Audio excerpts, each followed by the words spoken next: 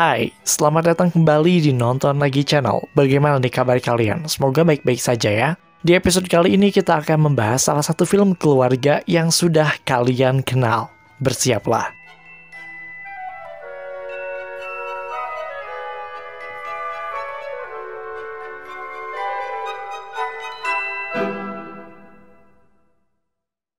Libur panjang akhirnya telah tiba. Walaupun tidak sama seperti tahun-tahun sebelumnya, liburan kali ini justru memberikan sesuatu yang berbeda untuk kita, apapun itu bentuknya. Tapi tidak lengkap rasanya jika liburan tanpa adanya salah satu film yang akan kita bahas ini. Film tersebut adalah Home Alone.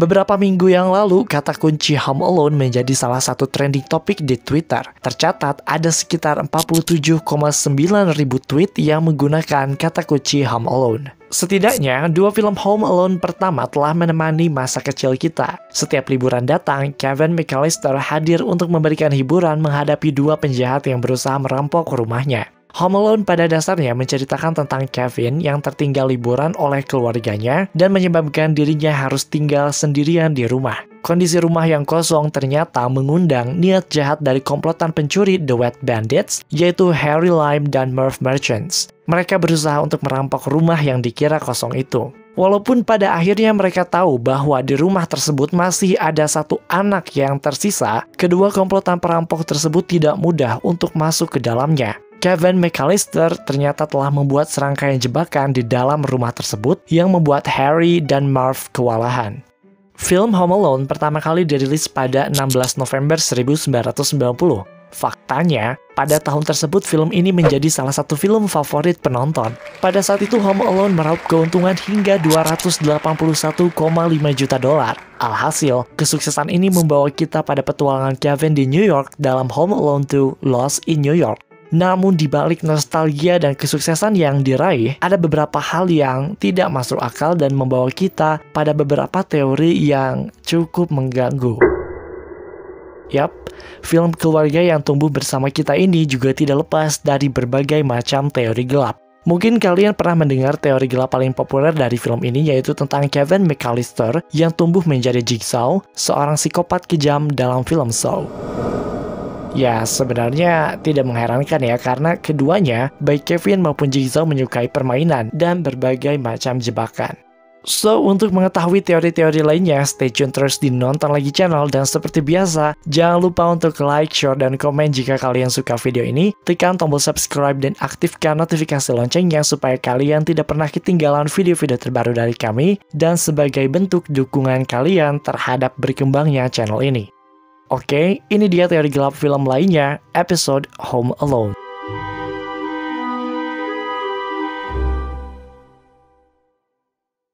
Pertama, sekte penyembahan setan.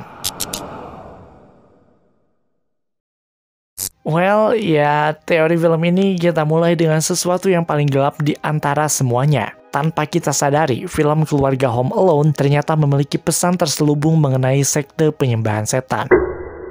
Sama seperti kalian, kami juga merinding ketika mengetahui hal ini. Tepatnya dalam film Home Alone pertama, ketika semua keluarga menyadari bahwa mereka telah meninggalkan Kevin McAllister di rumah sendirian, sang ibu sibuk melihat jadwal penerbangan di Scranton Airport untuk kembali ke rumahnya dan bertemu dengan Kevin. Namun sayangnya, semua penerbangan sedang sibuk dan ia harus menunggu hingga beberapa jam, bahkan beberapa hari. Dalam kondisi yang penuh amarah, ibunya berkata bahwa dia akan pulang dengan cara apapun, bahkan jika harus menjual jiwanya pada setan.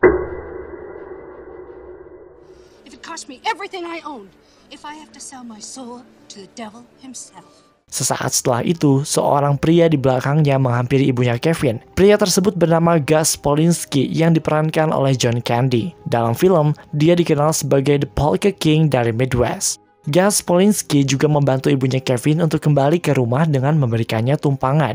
Alih-alih dianggap sebagai penolong, fan teoris mengatakan bahwa Gus Polinski merupakan anggota dari salah satu sekte penyembahan setan.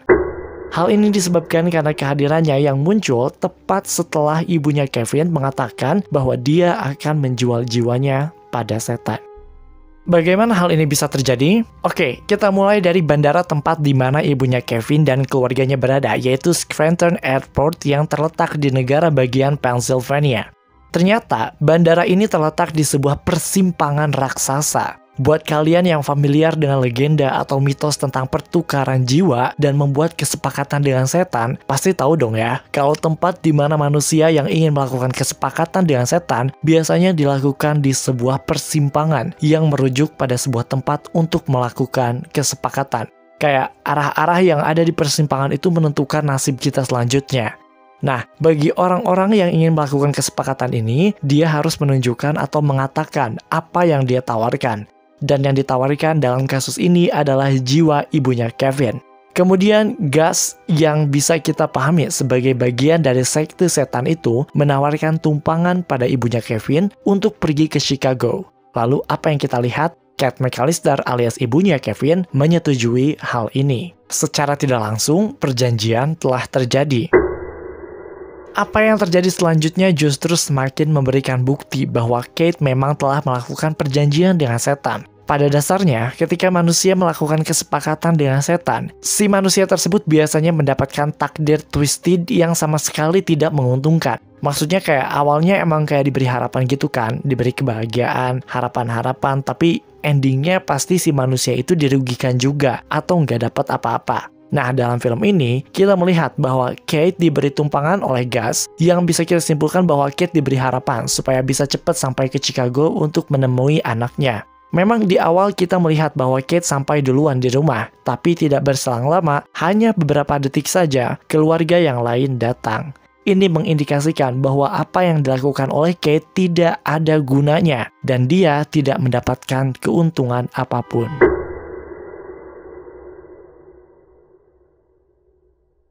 Kedua, ayah Kevin adalah seorang bos mob. Pernah berpikir mengapa keluarga McAllister begitu kaya? Mungkin ini karena ayahnya, Peter McAllister, yaitu seorang mob boss. Buat kalian yang tidak familiar dengan istilah mob, jadi mob itu adalah istilah yang merujuk pada sekelompok orang yang suka membuat kekacauan, perampokan, hingga untuk mendapatkan apa yang mereka inginkan. Tidak jarang, mereka juga sanggup untuk seseorang, dan ayah Kevin, yaitu Peter McAllister, dipercaya sebagai ketua alias bos mob tersebut. Sederhananya, mob itu seperti gangster. Dalam film Home Alone sendiri, keluarga McAllister tinggal di sebuah rumah yang sangat besar, tapi kita tidak pernah diberitahu dari mana kekayaan itu berasal. Ditambah lagi, istrinya yaitu Kate McAllister juga terlihat tidak bekerja, hanya diam di rumah saja, dan mereka juga memiliki 5 anak. Dengan sangat jelas, dalam film Home Alone, Peter McAllister membiayai semua ongkos liburan. Tidak hanya istri dan kelima anaknya, tapi juga semua anggota keluarganya, seperti ada Uncle Frank, istri dan anaknya, dan sebagainya. Nah, semua itu dapat dia lakukan karena Peter McAllister adalah bos mob tersebut. Ya, yang namanya bos, dia pasti tidak hanya memiliki kekayaan, tapi juga memiliki power dan kekuasaan. Jika kalian tidak percaya, kami memiliki sejumlah bukti yang menguatkan kebenaran teori ini. Bukti pertama yang dapat kita lihat adalah ketika salah satu penjahat dari Wet Bandits, yaitu Harry, datang ke rumah tersebut. Harry berpakaian seperti polisi dan menanyakan beberapa hal padanya. Jawaban dari Peter terdengar sangat defensif dalam interaksi ini, seolah-olah dia sedang melindungi diri sendiri dari serangan pertanyaan yang dikeluarkan oleh Harry. Cara Peter menjawab pertanyaan itu seperti memberikan respons yang tidak mau mengakui kesalahan. Pada saat itu, Harry hanya menanyakan apakah Peter adalah pemilik rumah tersebut, dan Peter malah berbalik bertanya, menanyakan juga apakah dia berada dalam masalah. Dan sepanjang obrolan itu, raut wajahnya nampak gelisah. Like a word with you, sir. Am I under arrest or something? No. It's Bukti yang kedua adalah kita tidak mengetahui apa yang dilakukan oleh Peter McAllister. Kita tidak diberitahu pekerjaannya, di mana dia bekerja, background, atau yang lainnya. Nah, dalam buku adaptasi film Home Alone ini sendiri, justru disebutkan bahwa ayahnya Kevin berada dalam sebuah bisnis. Kita tidak tahu bisnis macam apa atau kesibukan apa yang dilakukan oleh ayahnya ini. Lebih lanjut, si penjahat Harry mengatakan bahwa rumah ini adalah The Silver Tuna, di mana dengan merampok rumah itu, Harry dan Marv bisa mendapatkan banyak uang. Mereka secara spesifik menargetkan rumah McAllister ini di antara rumah-rumah yang lain, seolah-olah mereka sudah tahu bahwa akan ada banyak uang di dalam rumah ini. Dan petunjuk terakhir yang bisa kita lihat adalah karakter keluarga secara umum.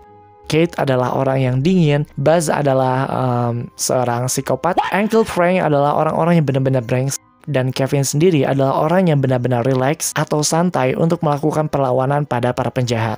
Mungkin Kevin memiliki sifat seperti yang kita lihat dalam film ini diturunkan dari ayahnya yang memang sebenarnya bagian dari para gangster.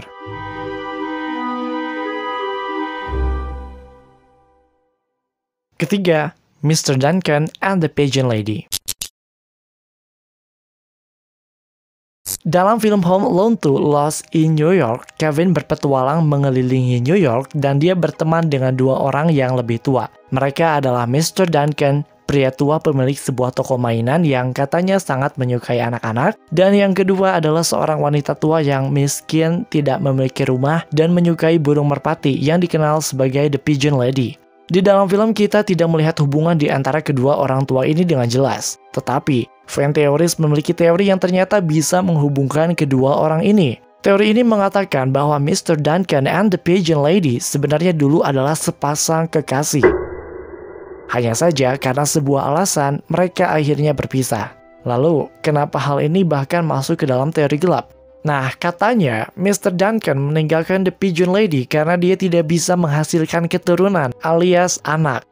Dalam salah satu scene dalam film Home Alone 2 Lost in New York, The Pigeon Lady pernah mengatakan pada Kevin bahwa dulu dirinya pernah menjalin sebuah hubungan di masa lalu dengan seseorang. Namun orang tersebut meninggalkannya. The Pigeon Lady tidak memberitahu pada Kevin apa alasan mengapa orang tersebut meninggalkannya. Bukti lain yang menguatkan teori ini adalah The Pigeon Lady ternyata mengenal penyanyi jazz yang ada di Carnegie Hall, seperti Frank Sinatra hingga Ella Fitzgerald. Hal ini disebabkan karena mungkin dulunya mantan kekasihnya Mr. Duncan sering mengajaknya ke dalam acara-acara besar seperti itu. Ketika mereka telah berpisah, The Pigeon Lady hanya bisa menonton berbagai konser itu dengan cara menyelinap ke atas hall. Mr. Duncan secara jelas dikatakan bahwa dia menyukai anak-anak sehingga dia membuat toko mainan. Apakah mungkin hal itu disebabkan karena dia tidak pernah memiliki anak? Terakhir, Mr. Duncan pernah memberikan Kevin sebuah hadiah Natal yang ternyata itu adalah semacam mainan berbentuk burung merpati. Bagaimana menurut kalian? Apakah kalian percaya dengan teori ini? Komen di bawah.